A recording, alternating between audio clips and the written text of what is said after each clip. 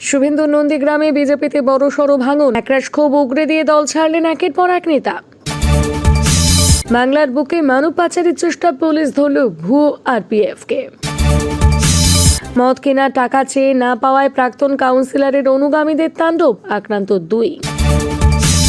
এবার থেকে কোন মন্ত্রী কোন অনুষ্ঠানে যাচ্ছেন সব জানতে হবে মমতাকে। নদিন ধরে লেজে খেলিয়ে অবশেষে ধরা পড়ল জিনাত, কিসের লোভে বাগে এলো সে। চুপচাপ নিশ্চিন্তে বসে থাকলে চলবে না, পাক চীন সীমান্ত নিয়ে সেনাকে হুঁশিয়ারি রাজনাথের। শুনছি ওরা হাসিনাকে ফেরত দেবে না, ফের ভারত বিদ্বেষ উস্কানি ইউনূসের উপদেষ্টার। বর্ষবরণের রাতে চলবে অতিরিক্ত মেট্রো, জেনে নিন সময়সূচি। আপনি কোন জেলা থেকে আমাদের ভিডিওটি দেখছেন অবশ্যই কমেন্টের মাধ্যমে জানাবেন। খোদ বিরোধী দলনেতা শুভেন্দু অধিকারীর বিধানসভা কেন্দ্র নন্দীগ্রামে বিজেপিতে ভাঙন, তা নিয়ে জোর চর্চা পূর্ব মেদিনীপুরের রাজনৈতিক মহলে। এদিন নন্দীগ্রামের গোকুলনগর গ্রাম পঞ্চায়েত এলাকায় বিজেপি নেতা অশোক করণ, নন্দীগ্রাম 1 নম্বর ব্লক পঞ্চায়েত সমিতির শিক্ষা কর্মাধ্যক্ষ দেবাশিস দাস সহ প্রায় 50 জন সহ বিজেপি নেতা কর্মী ও তাদের পরিবারের লোকজন বিজেপি ছাড়লেন। দল ত্যাগীদের দাবি, বর্তমানে নন্দীগ্রামে যেভাবে বিজেপি চলছে তাতে তারা ক্ষুব্ধ। নন্দীগ্রামে পরপর 2 জন তৃণমূল কংগ্রেস কর্মী হত্যার সামাজিক অস্থিরতা তৈরি করেছে। এমনকি যে সব গ্রাম পঞ্চায়েতে বিজেপি ক্ষমতায় রয়েছে সেখানে দুর্নীতি হচ্ছে বলে অভিযোগ তাদের। দল ত্যাগীরা বলছেন সবটা উচ্চ নেতৃত্বকে বারবার বলার পরেও কোনো ব্যবস্থা নেওয়া হয়নি, বদল হয়নি পরিস্থিতির। সে কারণে দীর্ঘদিন থেকে চাপা ক্ষোভ বাড়ছিল দলীয় নেতৃত্বের ওপর, আর সেই ক্ষোভ থেকে শেষ পর্যন্ত একজোট হয়ে দল ছাড়ার সিদ্ধান্ত। দল ত্যাগী নেতা অশোক করণ বলছেন, মানুষের প্রয়োজনে পাশে দাঁড়ানোর জন্য রাজনীতি করি, কোনো অস্থিরতা তৈরি করতে রাজনীতি করি না। বর্তমানে নন্দীগ্রামে যে অবস্থা তার বদল চাই। বিজেপি নেতারা এখানে যা করছেন তা ভবিষ্যতের জন্য ভালো নয়। রেল পুলিশ সেজে মানব পাচারের চেষ্টা, অভিযোগ সামনে আসতেই শোরগোল প্রশাসনের অন্দরে। ঘটনা মুর্শিদাবাদের নিউ ফারাক্কা 2 নম্বর কলোনিতে। অভিযোগ, এদিন সকালে এক অচেনা ব্যক্তি মানসিক ভারসাম্যহীন এক ভবঘুরেকে ধরে টানাহাজরা করতে থাকে, কিন্তু কিছুতেই যেতে চাইছিল না ওই ভবঘুরে। ঘটনার চোখে পড়ে এলাকার বেশ কিছু স্থানীয় বাসিন্দার। সন্দেহ হওয়ায় তারা লোকটিকে ডেকে ব্যাপার সম্পর্কে জানতে চান। তিনি নিজেকে আরপিএফ বলে পরিচয় দেন, যদিও তার সামগ্রিক কথার অসঙ্গতি দেখা যায়। যদিও কিছু সময়ের মধ্যে তিনি জানান ভবঘুরের বাড়ি নাকি মোথা বাড়িতে, সেখানেই তাকে পৌঁছে দেওয়ার জন্য নিয়ে যেতে চাইছিল। এদিকে মানসিক ভারসাম্যহীন ব্যক্তিটিকে হিন্দিতে কথা বলতে দেখে সন্দেহ আরও বাড়ে এলাকাবাসীর।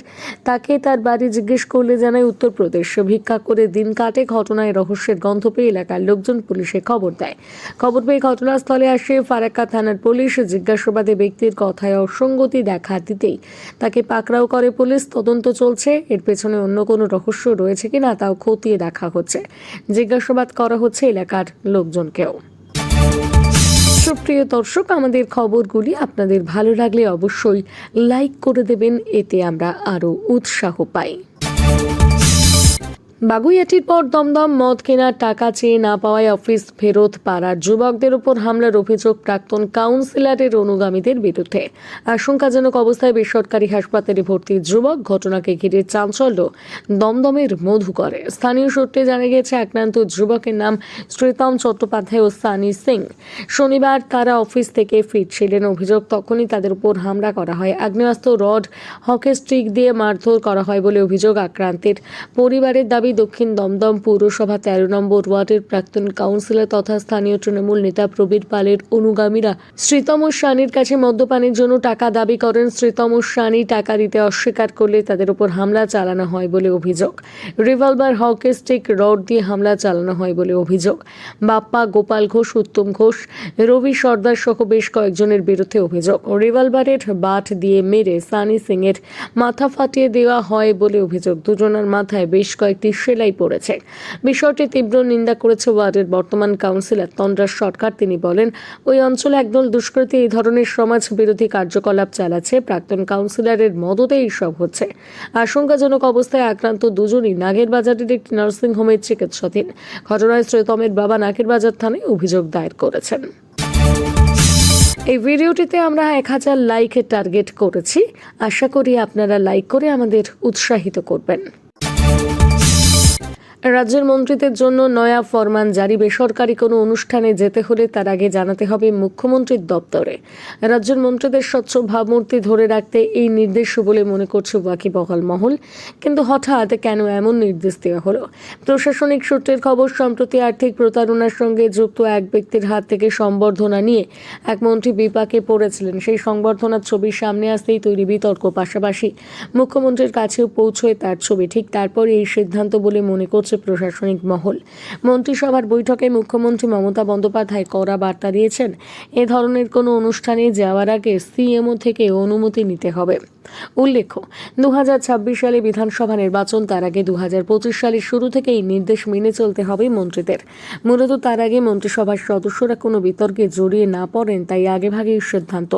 বস্তুত মুখ্যমন্ত্রী বারবার থেকে মাঝারি বড় নেতাদের উদ্দেশ্যে কড়া বার্তা দিয়েছেন, কোনোভাবেই অন্যায় সহ্য করা হবে না। এর আগে রেশন দুর্নীতি মামলায় অভিযুক্ত জ্যোতিপ্রিয় মল্লিক থেকে শিক্ষক নিয়োগ দুর্নীতি মামলায় অভিযুক্ত পার্থ চট্টোপাধ্যায়দের নাম জড়াতে তাদের বিরুদ্ধে ব্যবস্থা নিয়েছে দল। এখন কেউই নেই মন্ত্রিসভায়, ফলে আগামী নির্বাচনের আগে কোনো রকম ঝুঁকি নিতে চাইছেন না খোদ নেত্রী। তিনি তা আরও একবার বুঝিয়ে দিলেন। শেষ পর্যন্ত দেখুন ভিডিওটি, আছে আরও বড় বড় গুরুত্বপূর্ণ খবর। 9 দিন ধরে বাংলার বনকর্মীদের একেবারে লেজে খেলিয়েছে জিনাত। অবশেষে ধরা পড়ল সে। অবশেষে ঘুম পাড়ানি গুলিতে কাবু হয়েছে জিনাত। শুক্রবার রাতে পুরুলিয়ার রাইকা জঙ্গল থেকে বাঁকুড়ার মুকুটমণিপুরের উদ্দেশ্যে রওনা দেয়। শনিবার রাতে জিনাত ছিল বাঁকুড়ার গোসাইডিতে। রাতেই জিনাতকে লক্ষ্য করে 3টি ঘুম পাড়ানি গুলি ছোড়া হয়েছিল, কিন্তু তাতে কাবু করা যায়নি। রবিবার বিকেল 3:58 চতুর্থ ঘুমপাড়ানি গুলি ছোড়েন বনকর্মীরা। তাতে বাগে আসে সে। গোসাইডিহি এলাকায় গোটা জঙ্গল ঘিরে ফেলে, জায়গায় জায়গায় আগুন লাগিয়ে জিনাতকে খাঁচাবন্দি করার কৌশল নেওয়া হয়েছিল। সেই কৌশলের সাফল্য আসে। অবশেষে বনকর্মীদের জালে ধরা পড়ে বাঘিনী। গত 15 নভেম্বর মহারাষ্ট্রের তাডোবা আন্ধারি ব্যাঘ্র প্রকল্প থেকে বাঘিনীকে ওড়িশার ময়ূরভঞ্জ জেলার সিমলিপাল ব্যাঘ্র প্রকল্পে আনা হয়। 3 বছর জিনাতকে কয়েক দিন ছিল ঘোরাটোপে। পর্যবেক্ষণের পর রেডিও কলার পরিয়ে 24 নভেম্বর তাকে শিমলিপাল ব্যাঘ্র প্রকল্পের জঙ্গলে ছাড়া হয়। তারপর ঝাড়খণ্ডে ঢোকে জিনাত। শুরু হয় জিনাতের ভ্রমণ। সেখান থেকে বাংলায় ডেরা 200 কিলোমিটার দৌড়ে 21 ডিসেম্বর ঢুকে পড়ে বেলপাহাড়ির কাটুয়ার জঙ্গলে। সেদিন আরও 12 কিলোমিটার পথ পেরিয়ে পৌঁছে যায় বেলপাহাড়ির তেলিঘানার জঙ্গলে। এরপর 10 কিলোমিটার উজিয়ে পৌঁছে যায় বান্দোয়ানের রাইকা পাহাড়ে। আর তারপর সেখান থেকে বাঁকুড়ার মুকুটমণিপুর। শেষ 2 দিন সেখানেই ছিল জিনাত। অবশেষে পড়ল ধরা। বনকর্মীদের ধন্যবাদ জানিয়ে টুইটার জানিয়েছে মুখ্যমন্ত্রী মমতা বন্দ্যোপাধ্যায়। নিয়মিত সঠিক খবর পেতে অবশ্যই আমাদের চ্যানেলটিকে সাবস্ক্রাইব করুন। সীমান্তে মোটেও সুবিধাজনক অবস্থায় নেই ভারত, তাই চুপচাপ নিশ্চিন্তে বসে থাকলে চলবে না। রবিবার সেনার উদ্দেশ্যে এমন বার্তা দিলেন প্রতিরক্ষা মন্ত্রী রাজনাথ সিং। তার কথায়, সীমান্তের ভিতরে এবং বাইরে দুদিকেই সমস্যা রয়েছে, তাই সেনাকে সবসময় সতর্ক থাকতে হবে। প্রশ্ন উঠছে, তাহলে কি পাকিস্তান বা চীনের তরফে সীমান্তে স্থিতাবস্থা লঙ্ঘনের চেষ্টা চলছে? রবিবার মধ্যপ্রদেশের ইন্দোরে মহর আর্মি ক্যান্টনমেন্ট গিয়েছিলেন প্রতিরক্ষা মন্ত্রী। সেখানে ডক্টর বি.আর. আম্বেদকরের মূর্তিতে ফুল দেন। তার সঙ্গে ছিলেন সেনাপ্রধান উপেন্দ্র দ্বিবেদীও। সেই অনুষ্ঠানে সেনাকে সরাসরি সতর্কবার্তা দেন রাজনাথ। তার কথায়, সাম্প্রতিক পরিস্থিতির দিকে যদি নজর রাখি তাহলে বলতে হবে ভারতের ভাগ্য মোটেই নয়। উত্তর ও পশ্চিম দুই দিকের সীমান্ত থেকে লাভগাতার বিপদ আছে। কেবল বিদেশি শক্তির আক্রমণ নয়, সমস্যা রয়েছে দেশের অন্দরেও। এদিন রাজনাথ বলেন, বাইরে বা ভেতরে আমাদের শত্রুরা সব ক্ষেত্রেই সবসময় কাজ করে চলছে।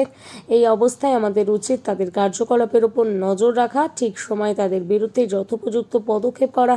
এমন পরিস্থিতির মধ্যে আমরা চুপচাপ নিশ্চিন্তে বসে থাকতে পারি না। প্রতিরক্ষা মন্ত্রী হিসেবে আমার এটাই বলার, সবসময় সকলকে সজাগ থাকতে হবে। শেখ হাসিনাকে তুলে দিতে হবে ইউনিট সরকারের হাতে। প্রত্যর্পণ নিয়ে নয়াদিল্লিকে এই মর্মে চিঠি দেওয়া হয়েছিল ঢাকার তরফে। প্রতিক্রিয়ায় অবশ্য সাউথ ব্লক কোনো মন্তব্য করেনি, সাবধানী কৌশল নিয়েছে।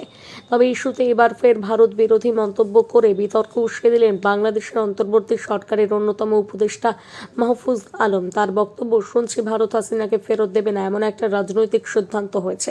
এ নিয়ে নতুন করে বিতর্ক দানা বাঁধল। ভারতের একাংশ নিয়ে অখণ্ড বাংলাদেশ গঠনের ডাক দিয়ে খবরের শিরোনামে উঠে এসেছিলেন ইউনুস ইউনূসের উপদেষ্টা তথা বৈষম্য বিরোধী ছাত্র আন্দোলনের নেতা মাহফুজ আলম। তা নিয়ে কড়া প্রতিক্রিয়া দিয়েছিল নয়াদিল্লি। বলা হয়েছিল, অন্তর্বর্তী সরকারের প্রতিনিধিদের উচিত ভাবনা চিন্তা করে মন্তব্য করা, কথাবার্তায় সংযম আনা। এবার হাসিনার প্রত্যার্পণ নিয়ে ফের ভারত বিরোধী মন্তব্য করেছেন সেই মাহফুজ আলম। রবিবার নতুন বাংলাদেশ গঠন, সংস্কার ও পররাষ্ট্রনীতি শীর্ষক আলোচনার আয়োজন করে পররাষ্ট্র মন্ত্রণালয়, তাতে অংশ নিয়ে অন্তর্বর্তী সরকারের উপদেষ্টা মাহফুজ আলম এক প্রশ্নের উত্তরে বলেন, ওনাকে তারা অর্থাৎ ভারত ফেরত দেবে না বলে রাজনৈতিক সিদ্ধান্ত নিয়েছে বলে আমরা শুনতে পাচ্ছি।